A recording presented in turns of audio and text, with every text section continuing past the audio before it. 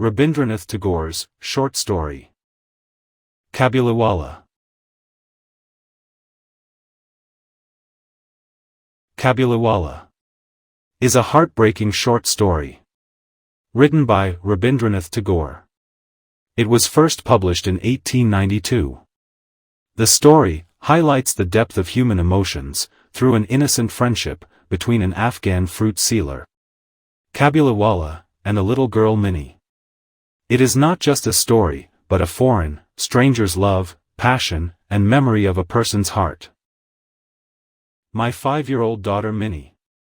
She cannot remain silent, for even a moment. Since she was born. She took only a year to learn to speak, and ever since, she hasn't wasted a single waking moment in silence. Her mother often scolds her into quietness. But I cannot do that. When Minnie is silent, it seems so unnatural that I can't bear it for long. And so, our conversations always go on with great enthusiasm. One morning, I had just started writing the 17th chapter of my novel, when Minnie came in and began.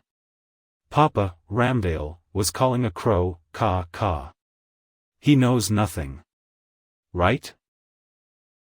Before I could enlighten her about the diversity of languages in the world, she jumped to another topic. Look, Papa, Bola was saying that elephants spray water from their trunks to make it rain. Oh God! How much Bola can blabber! He just talks, and talks, all day long. Without waiting for my opinion, she suddenly asked, Papa, who is Mama to you? In my mind, I said, sister-in-law. But aloud I replied, Minnie. Go play with Bola now, I'm busy. She then sat down beside my writing desk, near my feet, and started rapidly babbling, while playing some imaginary game with her knees and hands. Meanwhile, in my story, Pratap Singh was leaping into the river from the high window of the prison, carrying Kanchanmala into the darkness of the night. My room faces the street.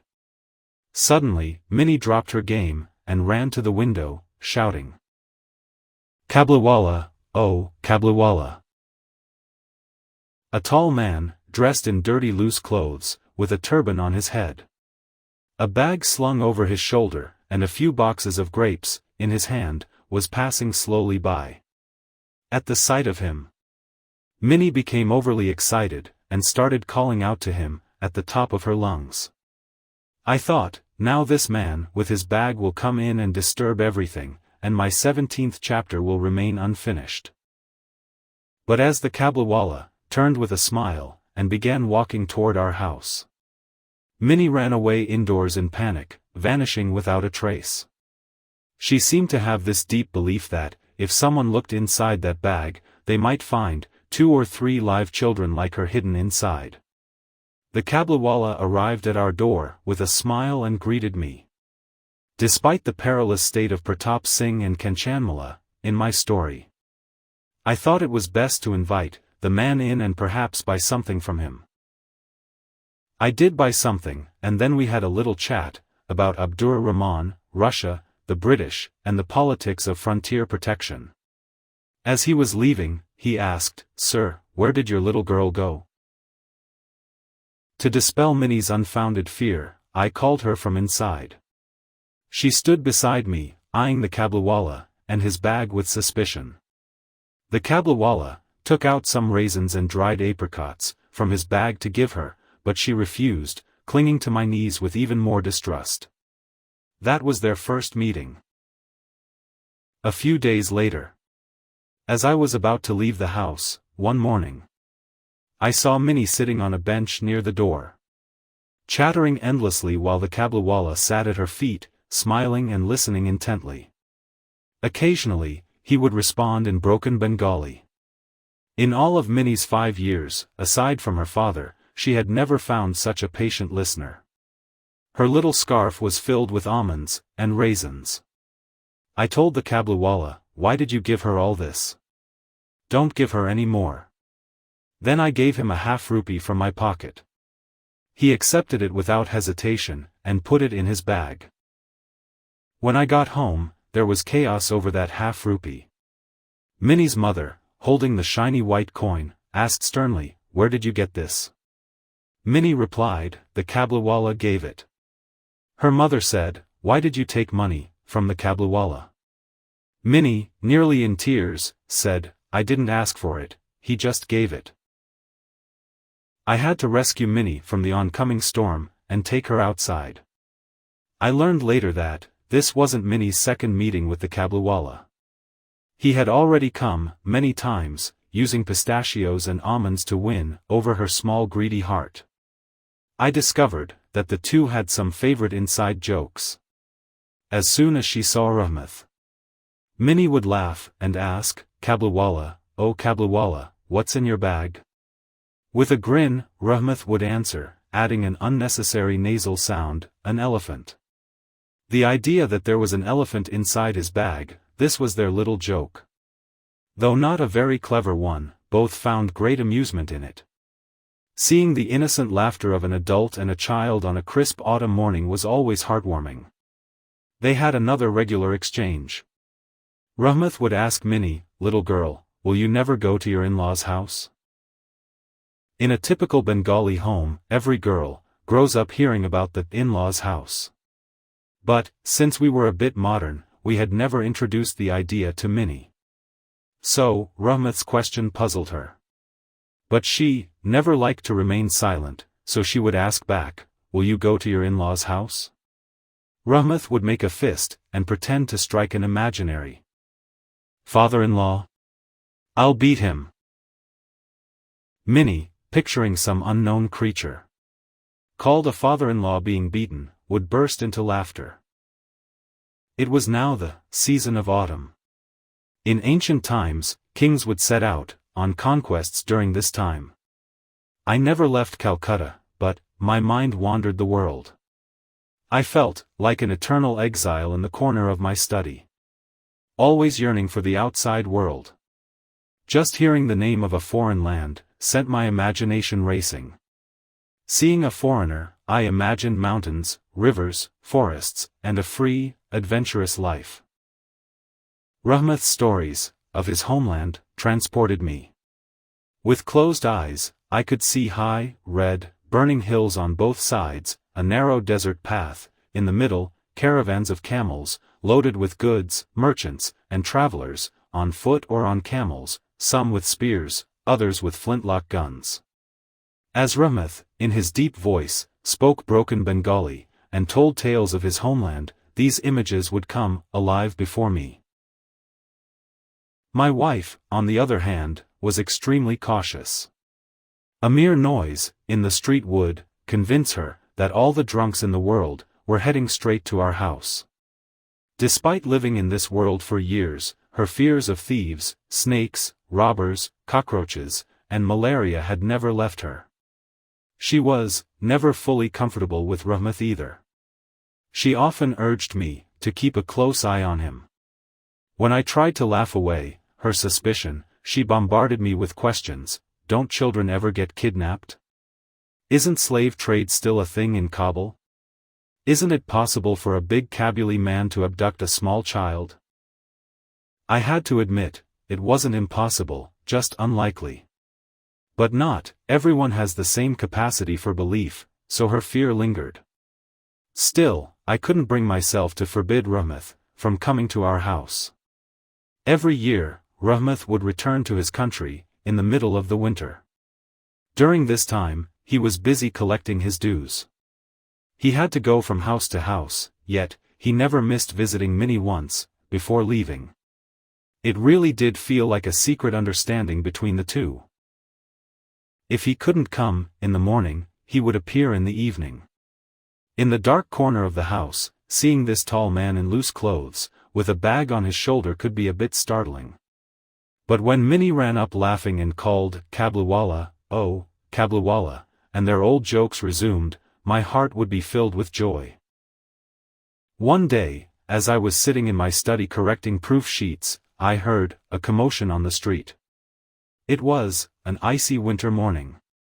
The sun was streaming through the window and warming my feet. I looked out and saw 2 policemen bringing Rahmat in chains, followed by a crowd of curious boys. His clothes were stained with blood, and one of the policemen held a bloodied knife. I went outside and stopped them to ask what had happened. I gathered from them, and from Rahmat himself, that a neighbor had denied a small debt for a Rampuri shawl. During the argument, Rahmat stabbed him. As he hurled curses at the liar, suddenly Minnie ran out shouting, "Kabuliwala! Oh Kabuliwala!"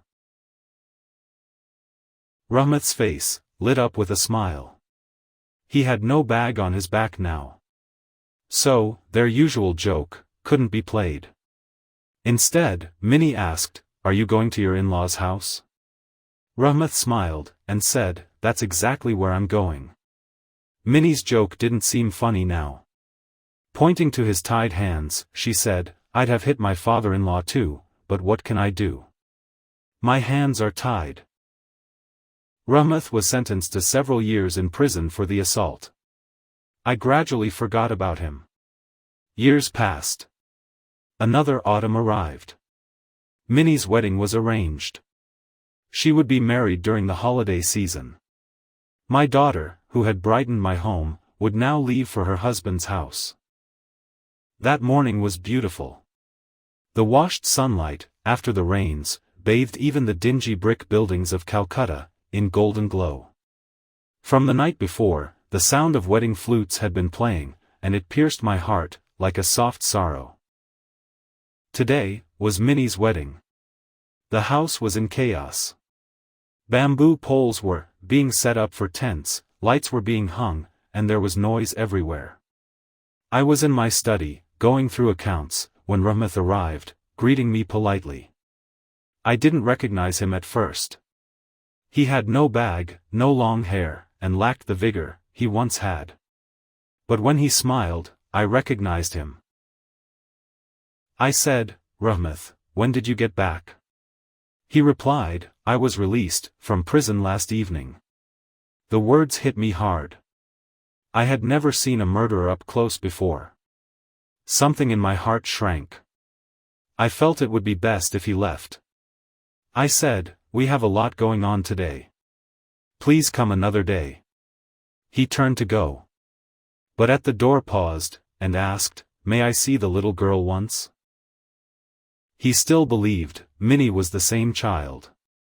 That she would run up and call out to him, just as before. He had even brought a small box of grapes and nuts.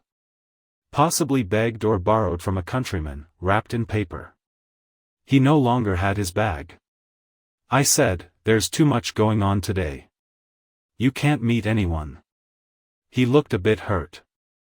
Stared at me silently for a moment, and said, "Goodbye, sir," and left. I felt a pang of sadness. Just then, he came back. He said, "I brought these grapes and raisins for the little girl. Please give them to her." As I reached for money, he quickly stopped me. "Please don't pay me. You've been kind to me. Sir, just like you have a daughter, I too have one back home. I remember her face when I bring things for your little one. I don't come here to do business." He then reached inside his oversized tunic and pulled out a dirty, folded piece of paper. Unfolding it with care, he laid it on my table. It was the print of a tiny hand, not a photograph or a painting, just a child's hand pressed with some dust or color onto paper. This was his daughter's memento. Every year, he came to Calcutta, selling fruit, keeping that delicate touch alive in his vast, lonely heart. Tears filled my eyes. I forgot, he was a Kabuli fruit seller, and I, a respectable Bengali gentleman. I saw only a father in him, just like myself. The image of his mountain-dwelling daughter reminded me of my own Minnie. I immediately called Minnie from the inner quarters. There was some protest from inside, but I didn't listen. My bride-like Minnie, dressed in red with sandalwood on her forehead, shyly came, and stood by me. Rahmat was stunned to see Minnie. He saw not the little girl, who once chattered beside his knee, but a grown-up young woman dressed in red silk, wearing wedding garlands, with her face half hidden in her veil. His smile faded. He looked at her silently, then slowly sat down on the floor with a sigh. Minnie too stood silently. In her mind, there was no place for a long-lost Kabuliwala. As a child, she had once laughed with him, teased him, asked about the elephant in his bag. But today, standing on the threshold of a new life, the past seemed like a distant dream. After a moment, Rahmat rose to his feet.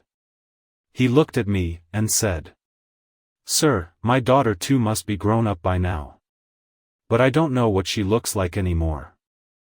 With those simple, aching words, he turned to leave. I called him back, and handed him some money. "Go home, Rahmat," I said. "Go see your daughter." He took the money quietly, and left, without another word. That day, I had to cut down on some of the lavish expenses for Minnie's wedding. But that little sacrifice brought a greater fulfillment, the peace of having reunited a father with his long-lost daughter.